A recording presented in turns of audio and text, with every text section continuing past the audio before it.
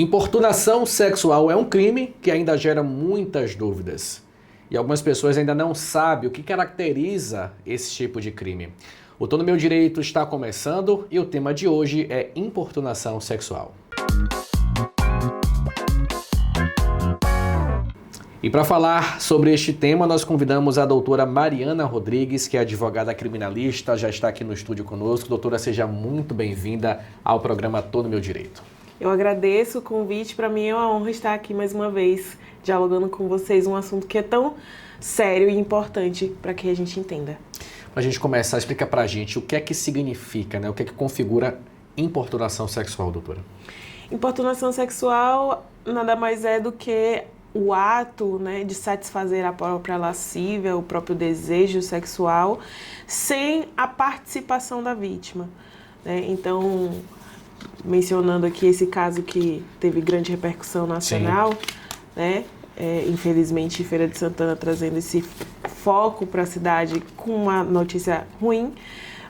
Nessa história, o rapaz que se masturbou na academia, ele de fato estava satisfazendo sua própria lascívia, sem a participação da vítima, sem provocar nenhum tipo de grave ameaça ou violência, mas por si só o ato já é bastante violento, A gente pode separar, a importunação de assédio sexual já é outra coisa, não é isso?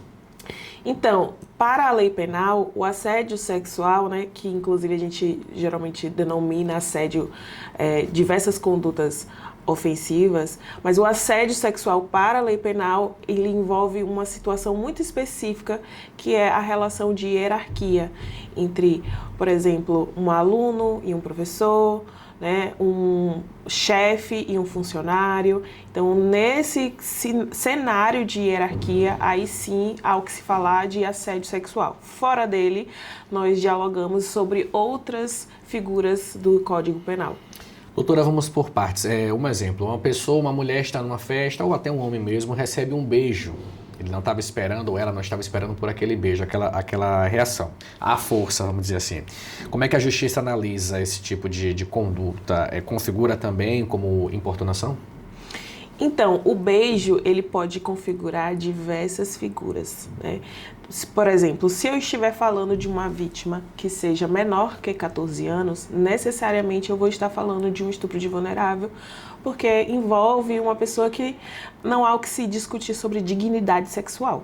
Mas quando eu falo de mulher adulta, aí sim eu posso falar de estupro ou de importunação sexual. No caso do estupro, existe uma grave ameaça, uma violência direcionada a essa vítima. No caso da importunação sexual, não há essa participação da vítima. Então, o beijo roubado, ele pode sim configurar estupro, considerando esse beijo forçado, que essa força utilizada para roubar o beijo, muitas das vezes é configurada a grave ameaça. Outra situação do dia a dia que a gente já ouviu, eu tenho certeza que a senhora também, muitas reclamações. Ônibus, metrô lotado, cheio, aquela questão de tocar o corpo de outra pessoa, às vezes sem querer, às vezes não, muita gente se aproveita disso. Também pode se enquadrar no caso de importunação, doutora? O ônibus, infelizmente, é um cenário propício, para esse tipo de violência. Então, muitos casos de importunação sexual costumam acontecer nesse espaço público e é importante sempre respeitar, por mais que a pessoa não tenha a intenção, evitar o contato ao máximo para respeitar o espaço um do outro, No caso específico do mais recente, que está gerando ainda toda essa repercussão do rapaz que se masturbou olhando a moça, a mulher de 35 anos na academia, moradores do mesmo condomínio. Se uma pessoa como ele pratica esse ato obsceno, doutora, estamos falando de importunação sexual de fato, Isso, o que é que pode acontecer com ele ou com qualquer outro que tem esse tipo de conduta? Então, a legislação penal, ela pune essa conduta com a pena de 1 a 5 anos. Em razão dessa pena máxima de até 5 anos, é justificável, por exemplo, decretar uma prisão preventiva, principalmente diante da gravidade do fato, Então, serão analisadas outras circunstâncias, A gente tem uma lista de requisitos para decretar uma prisão preventiva na legislação penal e, portanto, certamente essa pessoa vai ser, né, como a gente tem esse vídeo muito bem nítido a violência praticada, certamente vai vir uma condenação que pode ser nesse patamar, entre 1 a 5 anos. Um outro tipo de situação que a gente observa no dia a dia, um determinado cliente faz um comentário para uma atendente de uma loja, por exemplo, ou de banco ou qualquer outra repartição. Esse comentário não é bem aceito por parte da mulher em questão. Mesmo assim, o cliente insiste também em importunação, né, doutora? Então, não necessariamente, né? Porque no caso de um comentário, né, não envolve exatamente um ato com o objetivo de satisfazer a lascívia. Então, o que esses comentários indesejados sobre a aparência, né, eles podem até mesmo configurar, a depender da circunstância, um crime contra a honra, uma outra circunstância. Mas importunação sexual não exatamente, porque não existe esse ato de satisfação da lascívia. Entendido. Doutora, existe uma linha muito comum entre flerte, insistência e crime. Como a justiça diferencia, né, uma abordagem inconveniente de uma conduta criminosa? O consentimento é o principal quando a gente fala sobre crimes contra a dignidade sexual, né? Então, é natural que uma pessoa que esteja interessada em outra utilize alguns elogios, mas percebendo que a pessoa, né, o alvo desses elogios não está interessada, que minimamente rejeita, então é importante a gente entender que não é não. Doutora, a gente vai fazer um rápido intervalo. Na volta vamos falar um pouco mais sobre provas, como reunir provas, a mulher que foi importunada, essa questão toda a gente vai continuar conversando aqui após o intervalo. Tô no Meu Direito, volta já já.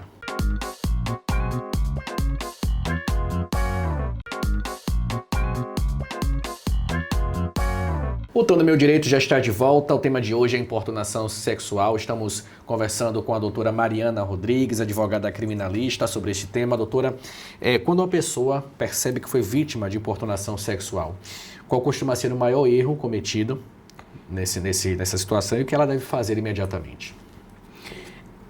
A melhor conduta a ser adotada é efetivamente chamar a polícia militar, né? Acabei de ser vítima de qualquer crime, na realidade, eu preciso chamar a polícia militar para garantir o flagrante, né? E uma atuação rápida e inteligente da própria polícia. O maior erro, então, seria não fazer esse movimento, né? De garantir que há atuação policial. Então, por exemplo, como estávamos mencionando, em situações de importunação sexual, que infelizmente acontece bastante nos ônibus, né?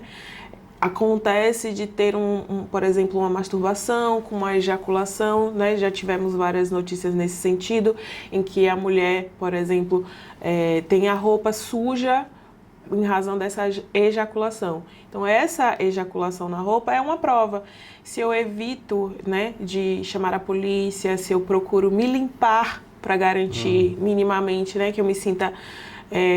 porque é natural que a pessoa que sofreu uma violência sexual, ela queira se limpar logo, porque a pessoa se sente suja. Então, evitar essa resposta imediata de se limpar, né, que é muito difícil, mas é importante para que a polícia consiga coletar provas suficientes para a apuração do crime. E muita gente, inclusive, acredita que sem provas ou sem testemunhas é difícil, né, denunciar. Mesmo assim, a vítima deve manter a denúncia, deve correr atrás da denúncia, não é isso, doutora? Exatamente. Cabe à polícia fazer a investigação, né, a procurar as provas necessárias para a condenação da pessoa, do agressor. Doutora, existem casos em que a pessoa acredita ter sido vítima de importunação sexual, mas juridicamente o crime não fica caracterizado. O que costuma gerar essa confusão? Costuma gerar essa confusão justamente o fato do Código Penal ser muito objetivo com relação ao dolo e à culpa. Então, muitos dos crimes que envolvem essa natureza da dignidade sexual, né, esse bem jurídico protegido, somente são punidos quando a conduta é dolosa. Então, por exemplo, o caso da Mariana Ferrer, que surgiu uma grande confusão com relação ao crime de estupro de vulnerável, né, que surgiu a manchete de que crime culposo não existe. De fato, não existe, a legislação penal não pune a modalidade culposa, ou seja, a pessoa que não sabia que a vítima estava, por exemplo, numa situação de vulnerabilidade, ela estaria inconsciente, né, não teria nenhuma resistência para dizer não. Isso configura o crime de estupro de vulnerável. Se o autor desse crime não tem essa consciência, né, então ele passa a ser ele fica livre de punições penais justamente porque o Código Penal somente pune a conduta dolosa. Doutora, agora vamos fazer um bate-bola com algumas situações, né, do dia a dia. Mandar foto íntima sem que a pessoa tenha pedido é crime ou não é? É crime sim, né? Inclusive pode se enquadrar enquanto importunação sexual, principalmente porque existe um fetiche que está sendo, né, realizado ali, satisfeito ali com o envio daquela foto, e além de ser extremamente, né, invasivo, né, ao espaço da outra pessoa que não pediu aquela foto. Beijo roubado, crime ou não é? Sim, pode também configurar crime, né? Essa figura que acontece infelizmente em festas de largo, né, micareta, carnaval, precisa ser combatida veementemente. Passar a mão em alguém durante uma festa é crime ou não é? Sim, pode configurar crime, principalmente a localização do corpo onde foi passada essa mão, né? Então, se eu tô falando de partes íntimas, importunação sexual. Obviamente, né? Cantada insistente, doutora, mesmo após uma recusa, crime ou não? Pode configurar a importunação sexual, depende de como essa cantada, né, foi feita, quais são as palavras ditas, se existe uma tentativa de aproximação, né, tudo isso porque envolve também um desejo, né, do flerte ali.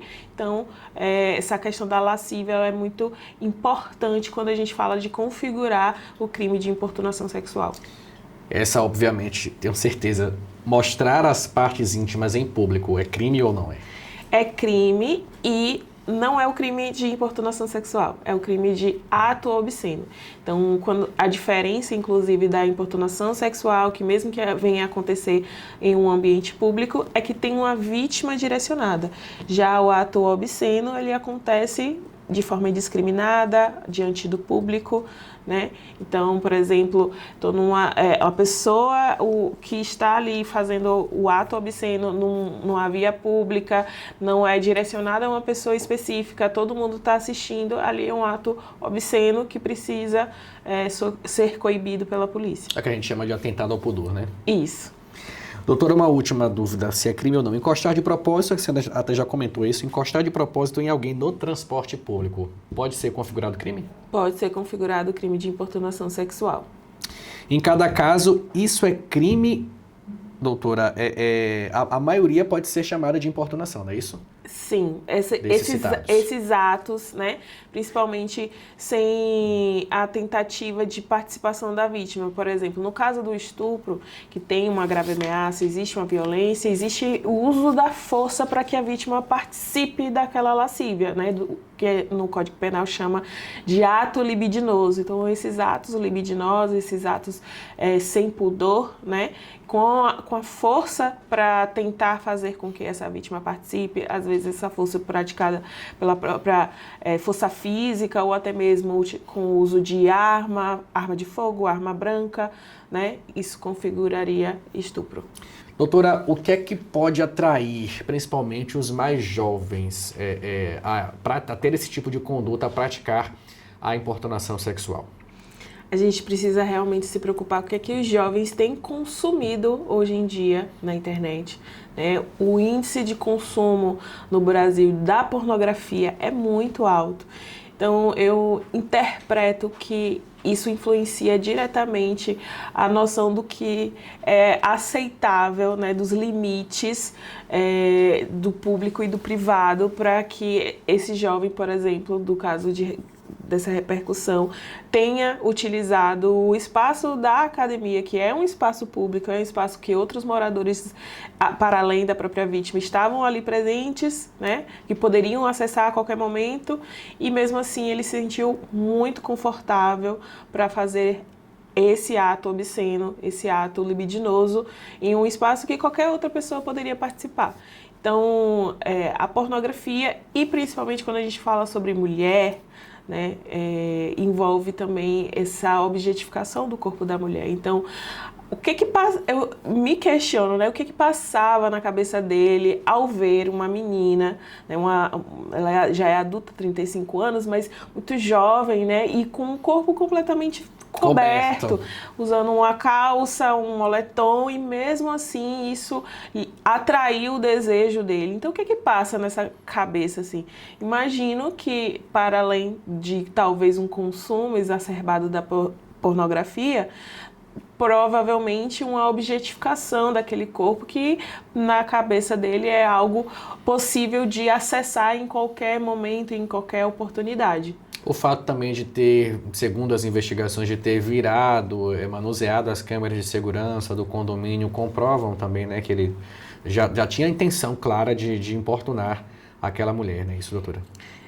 Então, a delegada, né, doutora Lorena, ela chegou a verbalizar acerca disso em uma entrevista, que já existia esse hábito, isso foi um comentário por meio de testemunhas, né, que já existia esse hábito de revirar a câmera, né, inclusive o condomínio contribuiu com as imagens de segurança da academia e foi percebido que essa atitude que ele tomou, e realmente nos preocupa, né, quais foram as outras vítimas, se, por exemplo, tiveram vítimas menores de 14 anos também nessa história.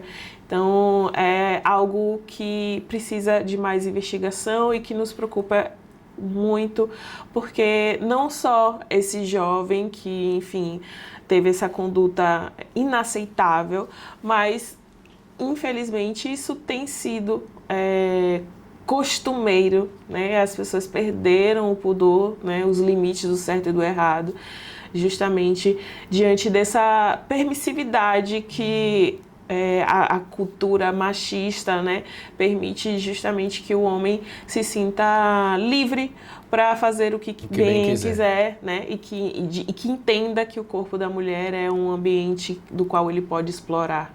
A gente observa também, doutora, que ela teve muita coragem, né? Apesar de depois não reunir condições emocionais, até mesmo para dar entrevistas, mas ali no momento ela foi muito corajosa em pegar, ela assistiu, obviamente ela iria publicar aquele conteúdo que ela gravou do treino dela numa esteira, mas ela teve muita coragem de, logo de imediato, procurar a DEAN e realizar a denúncia. É isso que importa, né? Com certeza. E em entrevista, ela menciona, né, que quando ela parou para editar o vídeo, ela ainda estava na academia e ele também ainda estava na academia. Pois é. Então, eu imagino o temor, o susto que ela tomou, né, e mesmo assim ter o ímpeto de chamar a polícia, né, que foi uma atitude imediata.